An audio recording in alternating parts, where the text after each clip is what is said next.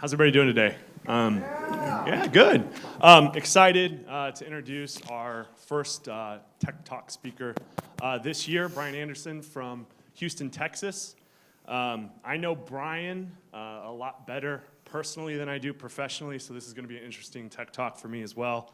I know Brian through work that he does on Snowdrop Foundation, which benefits childhood cancer. He knows my sister and my brother-in-law. Together, they've raised over $1 million for children's cancer. He's just coming off of a pretty cool event. He helped organize and crew a solo runner, ultramarathon runner, 300 miles in November, minus 44 degrees Fahrenheit, in the Arctic Circle across the Ice Road Trucker Highway, and they successfully made it back, raised $300,000 doing it, and there's going to be a documentary as well, so excited about that. Other things I know about Brian, I know you taught your little brother how to play guitar, and he's an extremely successful country music and songwriter, wrote songs for Garth Brooks. You did not follow that career path. It's interesting you taught him to do that, though. I know you're an avid sports fan. We just welcomed the Texans here to Kansas City, and they destroyed us the first quarter. Professionally, excited to have Brian here. 33 years working for or with NASA, working on projects that range for a couple $1 million to $2 billion. If you kind of look at his resume, one of the things he did was works on the X-38. As I was reading about it, it looked like the escape pod from the International Space Station. That's pretty amazing. You've been through parts of NASA taking their mainframe architecture to a distributed system and eventually into the cloud. What you do and what you do at NASA, your talk today is about change in a dynamic environment. It's very timely for what's going on here at Cerner. We're super excited about the partnership that we have with AWS, our own cloud migrations, what we're doing to modernize our legacy software. I think there's a lot of interesting parallels to some of the challenges that you have at NASA and some of the things that are facing us. We also have the awesome responsibility of working with the DoD and the VA in our federal space and ensuring the health and safety of our nation's veterans and our active military. Super excited to have you here, Brian, and thank you. If you can help me welcome him. Thanks, Paul. So I'm excited to be back in Kansas City. I was born in Olathe, actually, and I grew up in Miami, Oklahoma, with a bunch of Kansas City Chiefs fans, so go Chiefs. I've been in Houston for 33 years. I'm a diehard Texans fan. And so in 33 years, the Houston professional sports football teams have managed to set the record for the two biggest collapses in playoff history. The Oilers against the Bills, and then you guys witnessed a couple of weeks ago the absolute decimation of my Texans. So, but I'm excited to be here. I came to NASA in 1986, straight out of college, so I am an old fart by definition. I came in as a shuttle flight controller, one of the guys you see in Mission Control Center. But within the first year, I already had begun to do project and program management, which is kind of bizarre. I've got a degree in physics, took very few computer classes in college, and found myself managing computer projects and software programs pretty much the entirety of my 33-year career. So I've got a lot of war wounds, and want to talk a little bit about some of those today. When I was talking to Paul and understood where you guys were going and some of the things you were heading, there's some parallels between space, the space world and the medical world. When we write software in the space world, it's a pretty insular environment. We've got a very tight-knit community, and we know that the software we write, for the most part, is incredibly critical. Some of the software we write can kill people. You don't do it right and it fails, people can die. Things can happen bad in space. You can lose multi-million-dollar, multi-billion-dollar pieces of equipment if your software doesn't work right. There's pride and ownership. I know you guys are in the same situation. You write software for the medical field. Your software doesn't work right, a doctor can make the wrong decision, the nurse can make the wrong decision, people can have very adverse effects. So I think there's some similarities. What I'm going to talk about is the change in a very dynamic environment. And I want to approach it from maybe a different angle than you think about, because I want you to think as you're building your software about the people that are going to have to use this stuff. I started out as a user, obviously, in Mission Control Center, spent 6 years in the control center at various levels, monitoring spacecraft, using the front end of the software realm. So I have some experience doing that. The key, though, is, in my mind, you're going to spend an enormous amount of effort. You're going to take pride in ownership. But if the user doesn't use your software, then it's failed. And if the user doesn't accept your software, it's failed. And many times, especially in the cyber world, you're forced to make a change. So it's not something the user asks for. It's not something the user necessarily even wants. So that really makes it even more challenging to make sure that you figure out how you implement it in a way that they will utilize your software in the end. People hate change. I think that's pretty much universal. At some level, people absolutely hate change. Back in 2001, I was speaking at a conference in Arcachon, France. My wife went with me. We took the high-speed train down to Bordeaux and then went to Arcachon. When we came back to get back on the high-speed train to go back to Paris, all the train workers were on strike. My wife, I have to put our vacations in PowerPoint because it has to be precise. It has to happen at this time. It has to happen this way. So when we get to the train station and they said, well, the trains are running, but none of the schedules are on, so just jump on the next high-speed train. It'll get you to Paris. My wife completely freaked out. And so she hates change of any type, whether it's change to the house, whether it's change. We almost missed the train because we had tickets that said we sat on these particular chairs for this particular train departure that wasn't departing. So how do I know that these are still my seats? And she was freaking out on the side of the train here, and we were the last ones on the train because she just couldn't get her head around, just go sit down, you know. I've dealt with change my whole life. I'm a change agent. I was ready just to go find a seat. Hey, let's enjoy this. It's still going to be a really fast train through the beautiful wine country of France, and we'll enjoy this. No, she was too worried about, this is supposed to be my seat. What if somebody's sitting there? What if we sit down and then somebody else comes in and has a ticket for this? Well, they won't because nobody has a ticket for this. But so people hate change. They're comfortable with things they understand and things that work. They've invested themselves. They're doing a job. In the medical field, these guys are looking at charts. In my world, they're looking at information that's coming from the International Space Station. They're making decisions based on that data. There's an enormous amount of information in front of them. They've got it laid out in a way that the most minute change in data can tell them what's going on. And they can determine very quickly whether it's something that's supposed to be going on or it's something abnormal. They're invested in that. They understand it. They don't want it to change. They don't like change that they haven't asked for. If it's not working right or they've thought of a better way, man, they're all behind it. But if there's change that has to be made, it's really hard to get the user behind it because they didn't ask for it. You're just forcing stuff on them.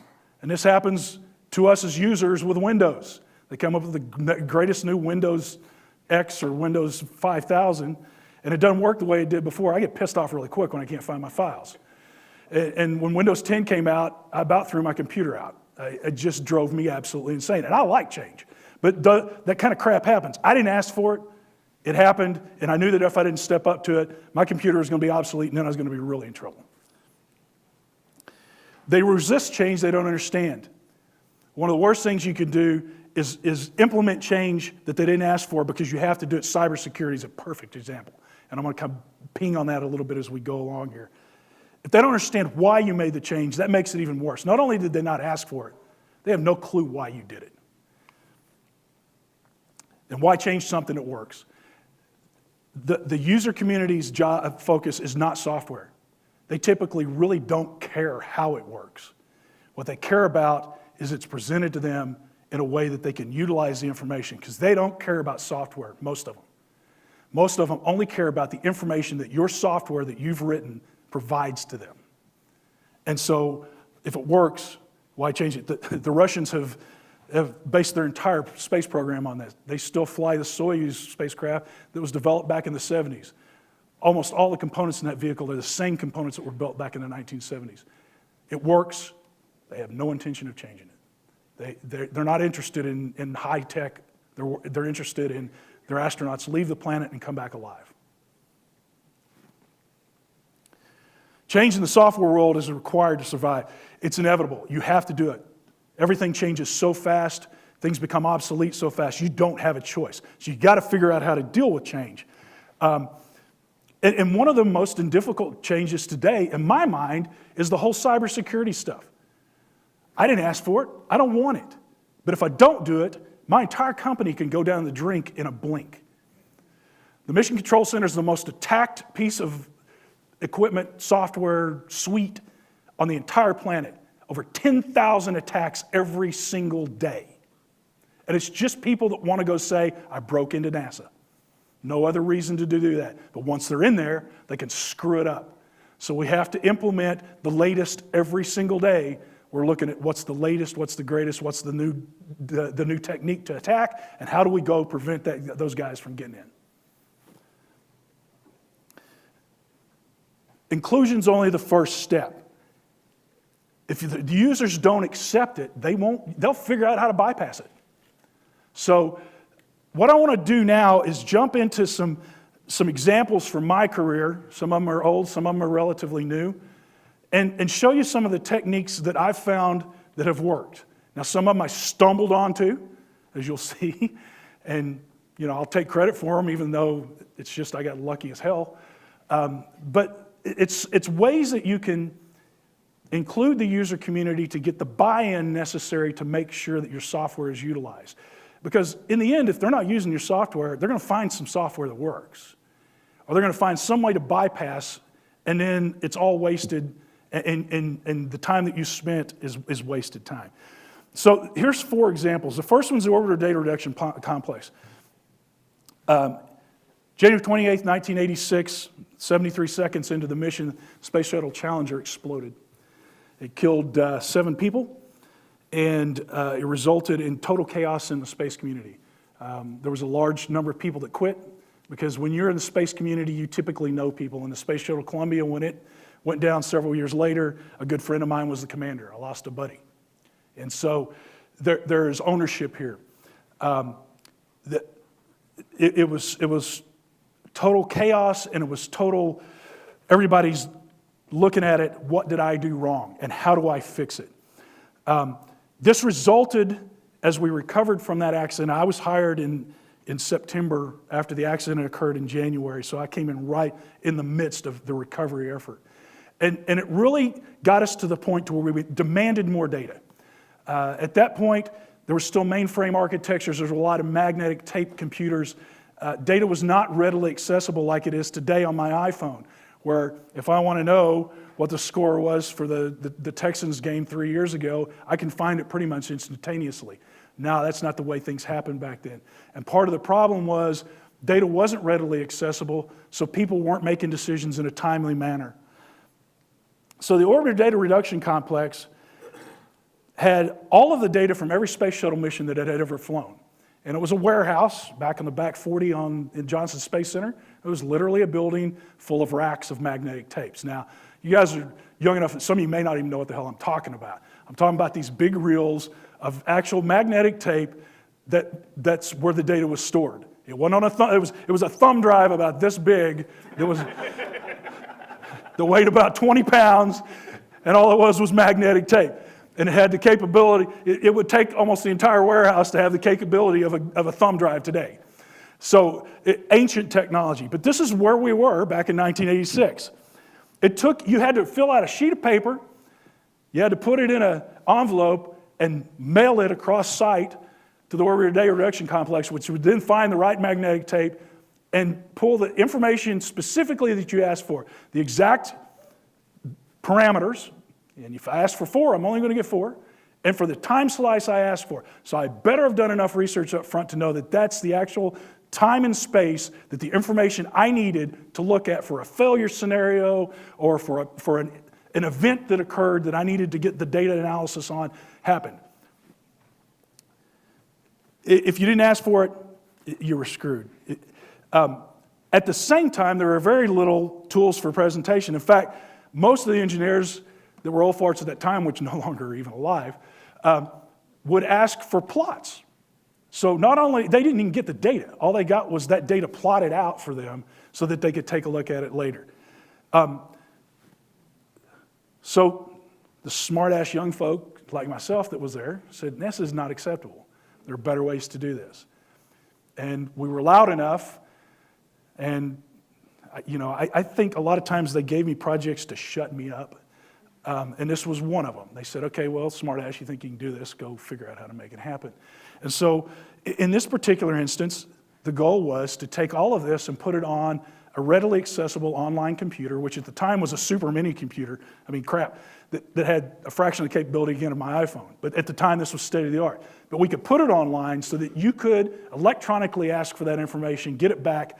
If it was not the right information, I could really quickly ask for another information and get it back in about 40 minutes, which was lightning fast at that time. We ran into a problem, though, because there were 3 user communities that used the order of day reduction complex. There was the Mission Control Center, the hotshot smart guys like myself. Then there was these old guys over in engineering that used it. And then there was the contractor who built the space shuttle that used it. Well, the contractor that built the space shuttle resisted to change. And in fact, both of the older communities came to me and said, Brian, look, you're trying to do revolutionary change. We need to evolve this. I said, we don't have time to evolve this. They said, no, this is a revolution. You'll never get the user community to accept it.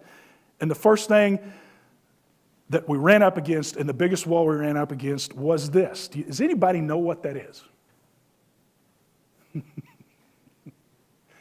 That's Microfiche, okay? The company that built the space shuttle would ask for the information, and they would get a big chunk of it. All these plots and stuff they asked for was sent to them on Microfiche, which if you take a look at this, what this bottom picture is, every one of those little squares is a plot, and you put it on one of these really spiffy, high-tech machines here and slide it through there, and it would light up this plot for you. They demanded this. They could not do their job without this. Now, how I put this online is beyond anybody's. I mean, how the hell do you put something like that online? This is a physical piece. It's a piece of material that you put on a really high-tech device to take a look at. So I fought this because I was a young 23-year-old and said, this is stupid, you guys are idiots, which won me a lot of friends. But in the end, these guys had money that I had to have to pull this project off. So we had to look at, okay, well, what can we do? Well, as they demanded that we continue to use this thing, it became obvious to me I was going to have to figure out a solution. But retaining this incredibly archaic system ran completely contrary to the whole philosophy of put it online, make it quickly accessible. Because there was no way I was going to make this quickly accessible. But I had to get the buy-in of the user community to make this happen. So what we did was we built this brand new, great, cool system, and then we retained, it cost me money to retain the capability to produce Microfiche, okay? So I would still, what I'd do is use the great new system. I had a new tool that I could present data amazingly, but I had to plot it out the same way they were used to, so I couldn't use any of the cool new techniques that I had. Use old techniques, print it out, and create Microfiche for these guys. Cost me money. It required interfaces to the new system, and we felt it was completely unnecessary. But to get them to agree to this, they needed this, we provided it. And by doing that, they gave us the money, we came online, and all the stuff we wanted to accomplish, we did, and then we had this big dinosaur sitting over here at the side. And by segregating it that way, it worked. But we made the user happy because we gave the user exactly what they wanted. Most of the user community wanted quick access and being able to play with the data and manipulate it and do things to it. We gave that. But there was a group of people that felt like they could not do their job unless they had this ancient system. We figured out a way to do it relatively cost effective. It didn't prevent me from meeting the original goal, and it gave the user buy-in. Interesting thing was, within 2 years, they were gone. The reason they were gone was the user community that demanded that they have to have that started seeing what they could do with the new system and the capabilities of the new system and said, in their own, without admitting it to me, we're idiots. We should have gone this other way. The key, though, was they bought in, the system went online, it was a very successful system, and although we had to keep the dinosaur around, it kept the user community that was critical to the success of the mission. They were building the next space shuttle. We just lost one. Down in California, they're building the next space shuttle. This group of people, I have got to have this data. I could have stressed them to the point where they make mistakes building my next space shuttle. Instead of doing that, we kept it there. So there's a technique that we used in the orbital data reduction complex. Next, space station. 1988, grossly over budget. There were many efforts to cancel the project. In 1993, there was an amendment to remove the space station funding and cancel the project, and it was beat by one vote. One vote kept the space station alive. So we're now in a very tight constraint. We're alive, we're living, we're going to build a space station, but we are nobody's friend. And go ask for more money, and you're just asking for that one vote to be gone. Okay? That resulted in a couple of things. At this point, the idea was we had a mission control center for the space shuttle program that was based on mainframe architecture. It was mainframes, very hardwire linked data to the individual computers that the users were looking at, not distributed at all, very centralized, very expensive. The idea was, that works, let's build one just like it for space station. Problem was, there was no way we could afford that. It was way too expensive. Okay? So a couple smart-ass engineers, me being one of them, came to them and said, look, we can do this better. You can go buy this stuff off the shelf. It's commodity. I can put you, now commodity, I can't think of commodity today as a high-end PC that I go buy at Best Buy, which, by the way, is what runs the control center today. At this time, it was DEC Alpha workstations running Unix, fraction of the capability of your phone. But it was distributed. The idea was if we can distribute this out, I can run software that I can buy. I can buy these computers. They're relatively cheap, not in today's standard, but in those standards, relatively cheap, especially compared to mainframe. And oh, by the way, if I do this right, that computer won't care whether I'm doing space shuttle or station, so it's be a multi-use control center. I can save you an enormous amount of money. I truly believe to this day the only reason they allowed us to go do this was they wanted to build it the right way, and if they gave these kids an opportunity and they failed, then they could go back and get the money they really wanted. We succeeded. I mean, it was actually relatively easy to do. All it was moving information. As you guys know, you live in a distributed environment now. At the time we saw that where it was going, we were able to bring it online. The problem was we had challenges not necessarily with the technology, but with the user community. The control center had pretty much remained the same look and feel from the early Apollo missions all the way through Challenger. Now we're good 15, 20 flights after Challenger at this point. So we're 30, 35 flights into the shuttle program, and it's always been done this way. And the users were comfortable with this. They trained this way. They knew what this data looked like. It didn't matter that it was on a cathode ray tube, literally, with green numbers and graphics. Yeah, no. It was digital information and some things around the screen called digital device or digital data devices. If you can see up on the top row there's some blue, white, red, orange lights up there. I learned this too because I was a shuttle flight controller. You would be doing your monitoring of the space shuttle in the electrical systems area. All of a sudden, 3 orange lights would come on across the console. I could tell you almost instantaneously what had just happened. I was trained. I understood it. I knew now what information to go look for, what page to go look for the information, because those 3 lights in that sequence and in that pattern told me exactly what I was looking for. Of course, the smart-ass engineers building the new distributed architecture computer control center said, look, we got all these graphics, we got color, we can present this data to you in a way that even just tells you that the electrical bus power, main C has just failed or undervolted. It can even put that in text. That's not how they had trained. That's not the comfort level they had. Their job was to keep the space shuttle in orbit and to keep the astronauts alive. They knew how to do it with 3 lights coming on. They didn't give a rat's ass that I could make it pretty. They didn't care. Okay? So by looking at that, they demanded, I have to have the capability to have those 3 lights. So we said, and again, I was young enough to fight and wasn't smart enough to realize that there was a real easy solution to this. I could build the architecture I wanted. I could have the cool graphics. I could have all the color. I just needed to present the information to them in a way that was comfortable. So we emulated those lights.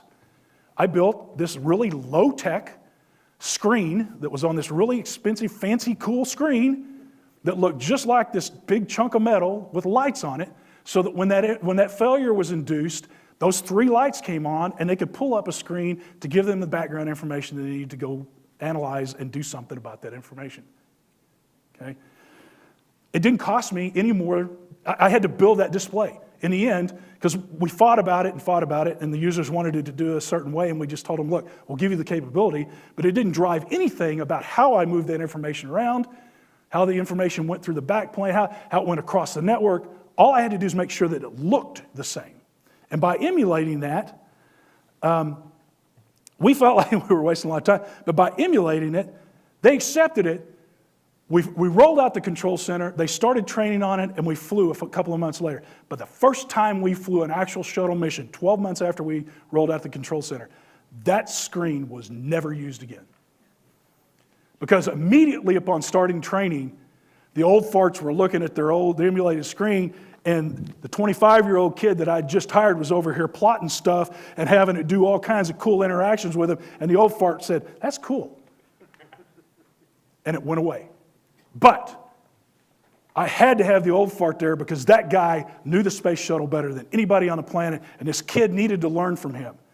And to get him to buy in, I needed to give him the dinosaur so that he could then accept the young way and the new way of doing business. Space station program budget scenario also causes the entire X-38 program. X-38, the agency realized in the mid-90s that they had an agreement to provide an emergency return vehicle for the space station. This vehicle had to be designed so that the crew could jump into it in an emergency situation, push the red button, and the vehicle flies itself home, because you had to assume that it was a toxic environment or something like this to where the crew was near incapacitation and one of them was still cognizant enough to close the hatch and push the button. So it had to be a fully automated vehicle, very software intensive, just by definition. They had no plans, limited capabilities. Their only option was buy Soyuz, which was very politically unpalatable, or try to build something for cheap. So they said, well, those smart-ass kids that did the control center, we'll give this to them, they'll fail, and then we can go buy some Soyuz. You'd think they'd learn. It was a huge bucket load of challenges. Taking something from a mainframe to distributed architecture was a piece of cake. This thing here, we had neural networks that were running to be able to determine the attitude of the spacecraft at any given time. Everything was software intensive, from getting the parachutes out after it went from lifting body to parachute system.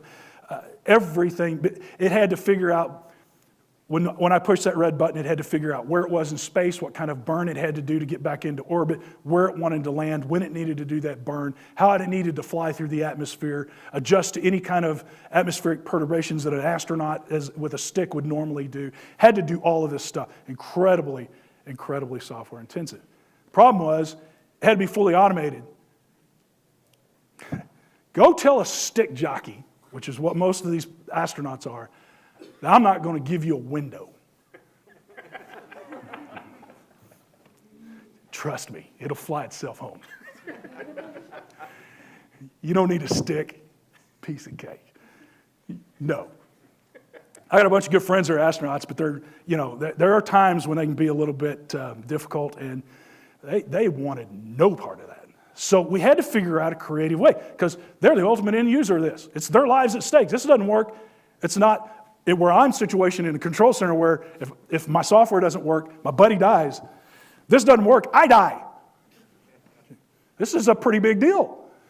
And so the whole idea was, how do we figure out how to get buy-in from the astronaut community? So we created what was called the Vomit Van. And it was called that for a reason. There's a plane that we have out at Ellington Field that goes out and flies parabolas out over the Gulf of Mexico. And it's called the vomit comet because it's hell. The idea, though, is you go fly these parabolas and you get about 30 seconds of weightlessness, relative weightlessness, at the top of the parabola. You come in, you pull out at 2 Gs, you go to the top, you hit the top of this thing, it levels out, and then you go 0 G for about 30 seconds before it pulls back out at 2 Gs. Your body's going through hell. Most people don't like that, and there's a whole package of barf bags that go with you when you fly on this. I've flown it 25 times. It's a blast. I love it. I had a ball. At one point, my buddy Mike Fossum, who's an astronaut, and another buddy of mine who's a test pilot, there were 40 of us that flew. The last 3 parabolas, we were the only 3 that wasn't totally incapacitated. So we spent the last 3 parabolas throwing each other like lawn darts across the entire length of it. So it is fun. But we call this a vomit van because we learned some things.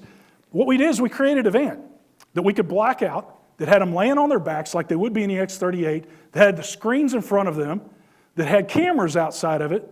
So we were going to simulate the X-38 for them. All of their interactions, and it didn't matter, it was in a van, they're going to be in a can anyway. Whether it's a spacecraft or a van it moved. Part of the concerns of the doctors community was you're going to be looking at information and you're thinking you're moving this way, but you're actually moving through your toes. The reason it's called a vomit van is what we found is if you were laying flat on your back, I could take an Iron Man, I don't care how good you are at roller coasters, sign you up. I could have you begging to get out of there in 3 minutes because your body did not like that. What we learned, though, is by tilting your head up 10 degrees, you could ride it all day.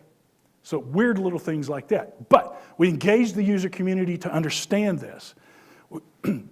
We utilized it out in the field when we were dropping these vehicles out at Edwards Air Force Base. And ultimately, that's Ken Ham there on the left-hand side. Ken's an astronaut. He flew the last X-38 mission from the B-52 to the ground inside that van. We closed him up. He couldn't tell whether he was in a van or he was in that vehicle. And he was able to interact with that vehicle just as if he was flying it. He precision landed it exactly where it was supposed to land. So by allowing them to experience it and getting the user involved in it at this point, they went from, hell no, I'm not getting in a vehicle without windows, to, this might work.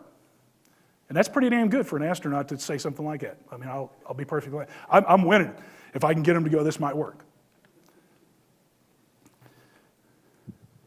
So we convinced them that it would work, and as I mentioned, the last one we flew out of there.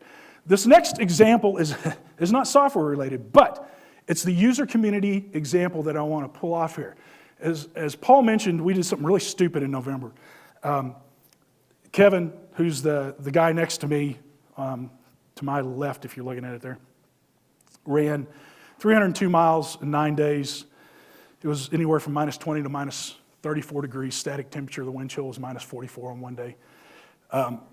Ran for 9 hours one day at minus 32 degrees. I don't know how he did it because we're from Houston. But he did. But the idea, this is a very remote, isolated area on the planet. And it's a very dangerous, it's considered the most dangerous road in North America. So we wanted somebody to come with us that knew the road. So the gentleman on the far right of this picture, Super Dave Smith, rode that road as a trucker for 40 years. Retired and somehow got talked into this mission. He did not want to be here. And you can kind of tell in that picture, because this was taken before it started. He's not real happy that he's there, because he has no faith whatsoever that a bunch of morons from Houston are going to be able to run the Dalton Highway from the Arctic Circle to Dead Horse over 9 days in the temperatures and environment that he knows is out there. What we did, though, that Dave didn't understand was we spent 2 years planning this mission. We ran every scenario in our head that we possibly could and tested it out.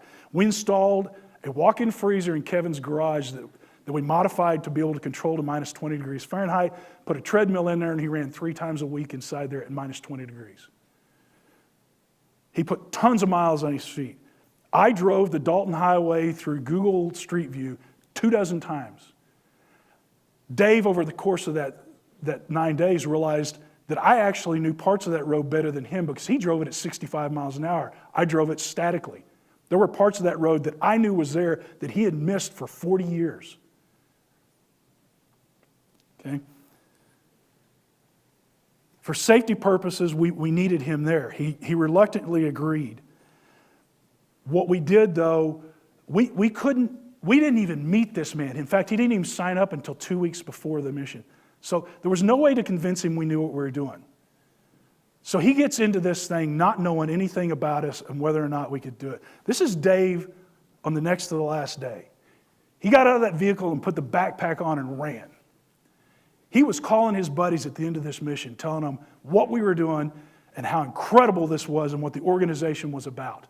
2 days into the mission, he admitted to me that he didn't believe we would be out there for the first day.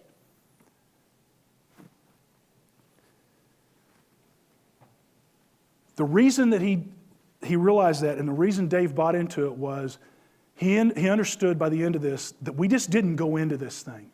We knew we couldn't prep him for it, so we had to convince him by showing him that we had tested the living shit out of this thing. Okay? I had to roll it out. I had to roll it out to him. I had no time to explain it to him or to get buy-in. He had to use it. What we did, though, was convinced him by the end of that time that we had done everything we could to make sure that we could successfully pull off that mission. So what does any of this have to do with cybersecurity or software development? They're all programs driven by critical need. They weren't nice to have, and they're critical to mission success. Without user buy-in, absolutely none of these would have been successful. Dave would have left us. Here's some things that you can read here from Computer Weekly.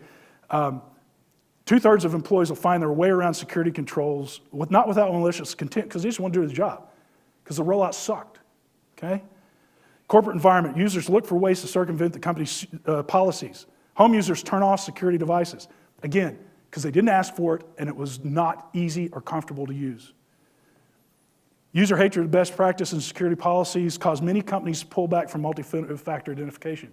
Again, I don't like it. You didn't get my buy-in. You're telling me I got to do it. Don't tell me what to do. Discount rules, it's unknown to them. So these are the techniques that I'm wrapping up with here. So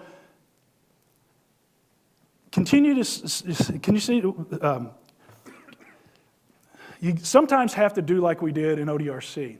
You have to continue keeping the dinosaur around to get all of the user community and sometimes the most critical pieces of the user community to buy in.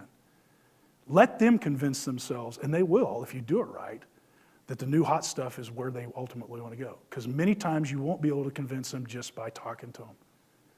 You can do that. This is not special to ODRC or any, it's software, hardware interaction. Sometimes you got to keep around some of that old stuff, and if you can figure out a way to do it without adversely affecting your new rollout, by all means do it. Because if I can bring in the entire user community by doing that, it's worth it.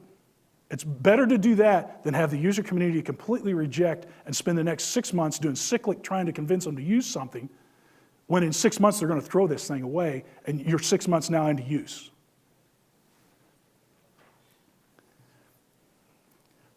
Emulation is a great technique. MCC Upgrade is a perfect example of that. We didn't have to do anything. We were going to have to build displays anyway.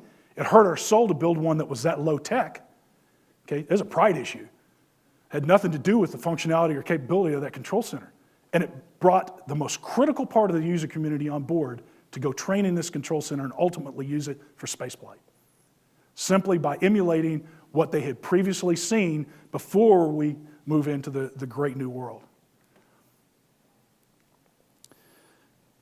Integrally involving the user community, and you can't always, I know, especially in your world, you can't do this with all of your user community, but there may be some critical things that you're asking, that you're having to roll out, that you know is going to be uncomfortable to the user. If there's some way to find a segment of that user community, because they carry the credibility, not you. Ken Ham, when he went back and told the rest of the astronaut community, we can do this, they believed him. I could have stood in front of them and still be talking to them today, and they wouldn't have believed me. Ken Ham sat there, controlled the X-38 from the van, and when he went back and talked to the rest of the astronaut community, he carried the credibility of the astronaut community, and now they're going to buy in. You can do the same thing with your community. Find a segment that has credibility, get them to buy in, And then the rest of the communities, the buy-in for the rest of the community is much, much easier. And then finally, there are cases where you can't do any of that. You just simply have to roll it out. Make dang sure that you have beat the living hell out of it, that you've thought through every... I was talking to a group earlier today. Think about all the things that could never possibly happen and test for that, because they will. When we're doing the control center, I had to come in about 7 o'clock one night to do testing. I was not happy about being there. And so they had a script. This was early on in testing. And they said, okay, here's your script. Do these things in this order. So I took my hand and ran it across the keyboard and pounded on it a couple times, brought the entire control center down. I mean, not just my workstation. The entire freaking control center was locked up. That's the kind of stuff you got to do if you're going to roll it out without the involvement or without the phasing and easing in of stuff. Do the stupid. Do the monkey test. Bring in somebody that can't even spell medical and make them go play with your software, okay? Because they'll break it in ways you can't even figure out. Then bring the real users in, okay?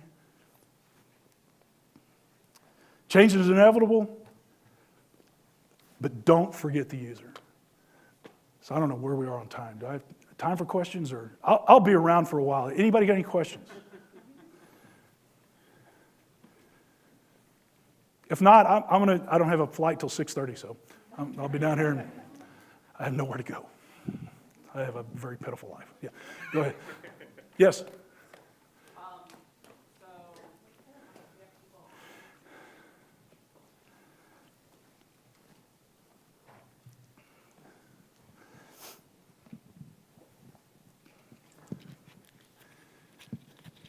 So as far as certain security things like Multifactor authentication. yeah, it doesn't seem very clear that there's a good way to get a user on your side, because by definition you're forced to make it harder, whereas what they're getting is security. Let me challenge you on that. It's a pain in the ass no matter what. Okay, and the user community is going to know that. Number one, you got to explain to them why. Why are you making me do multifactor? I have never had anybody explain to me to this date. Now I understand it because I've had to roll it out. But I've never seen anybody try to explain to the user community why it's essential that multifactor authentication is in place. The next thing you got to do is, because if you've got to have it, make sure it's easy to use. Idiot-proof them. Give them the capability. Give them a checklist. Here is every step, and it may look stupid to you because you've done it so many times. Don't assume anything. Lay it out, and then make it as easy as humanly possible. My company's got a really cool system that's got the little tag code thing. I put my phone up to it. It tells me what numbers to put in. I put them in. I'm online. It's really cool. And they explain to me exactly how to do it. That's the 1 out of the 4 they explain to me how to do. But I love it. I use it every time because I understand it. It makes sense to me, okay? And fortunately, I understand why multi-factor authentication is important. Most people don't. So that's what I would challenge you with, is not just do it right, but make the user go, I don't like this, but I understand why I'm doing it. And it's easy to use, so it's not taking me that much longer to do it.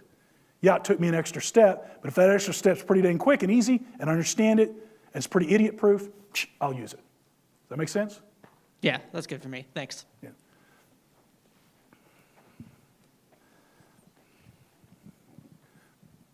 Hey, Brian. My name's Austin. So I had a quick question. You said previously, NASA wasn't very receptive to change.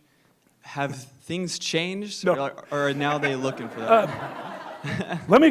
Now there are two types of NASA. Okay, there's NASA that does the kind of exploration, cutting edge kind of. That's a small part of NASA.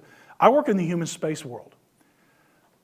And believe it or not, it's relatively conservative, because what you do has to make sure that the space station stays in the sky and you don't kill the astronauts, okay? I tell people this. I do business development now. That's basically what I do. And I understand the NASA community, because I was them for 23 years, so I can make fun of them and say horrible things about them because they were me. But NASA's idea of innovation is something that you've proven that I don't have. because I want new, but I don't want risk. So it's got to be something that somebody else has spent some time to prove works, and then I'm willing to roll that in and take the risk if it's going to be in a new environment, but at least I know at the core that concept, that technology, that technique, that piece of software works. It's the same. There's less reluctance to the type of change we had in the control center because most of our flight control community is young now. And the whole moving to the cloud, they're loving that actually. And some of the older people are too because it's saving a buttload of money. So it's a different thing. The user community likes it because it gives them flexibility.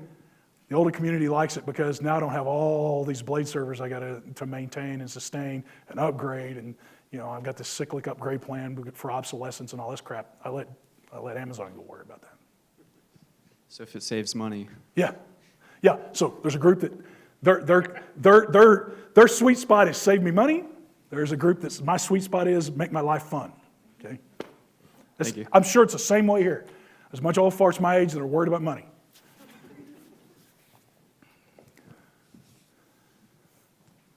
Are there any other questions?